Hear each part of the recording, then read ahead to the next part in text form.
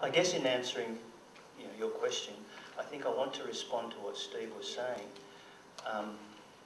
I'm finding myself disagreeing with it, and I guess the reasons are, I think if I'm hearing Steve right, he's talking about the fact that within an intimate relationship you often have the woman who's more skilled emotionally and psychologically being able to use those skills to, in some ways, inflict some kind of abuse towards the male. I guess what I want to counter that with is the fact that that's presupposing that that conversation is about trying to come to some sort of a rational conclusion and decide an issue based upon mutuality and equality.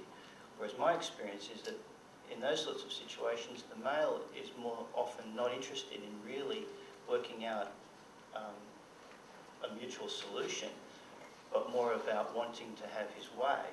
And one of the reasons why he escalates it to physical violence is because he can't win the argument. And it's not about because he's right, it's because he wants just to win.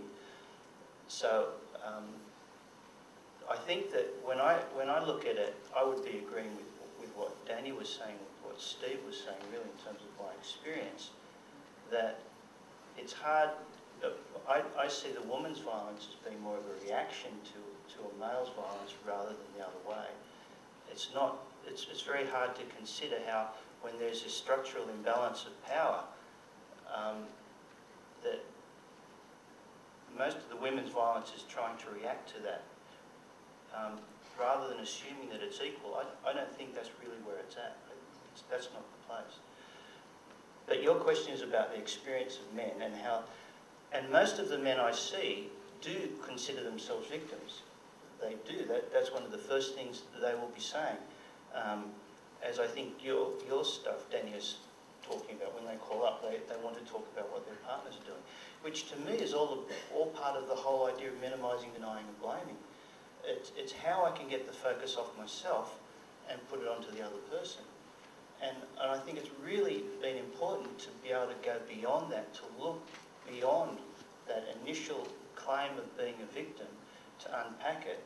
And the more I've unpacked it, the more I've discovered it's predominantly the male who's being violent, the woman's reacting to it. There are definitely exceptions to that, but they are quite rare. It's interesting that I find that when I do workshops, I always get people saying, well, what about women's violence? And it's happening all the time. And what happens is, and they cite situations, they say, well, I know this situation, I know that situation. I say, well, let's hold on to that, let's talk about it a little bit more. And by the middle of the afternoon, after we've talked a little bit more about what domestic violence really is, most of these people have changed their minds, and they can see that what they originally thought was women's violence towards men has actually been her reacting to his violence, not trying to control him, but just trying to get back what's been taken from her. There have been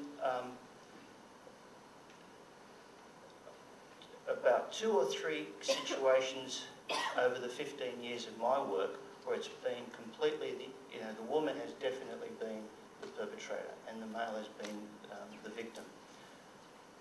But that's about all I've seen. And my head tells me that there are more out there. I think there are more out there because it's so hard for them to come forward.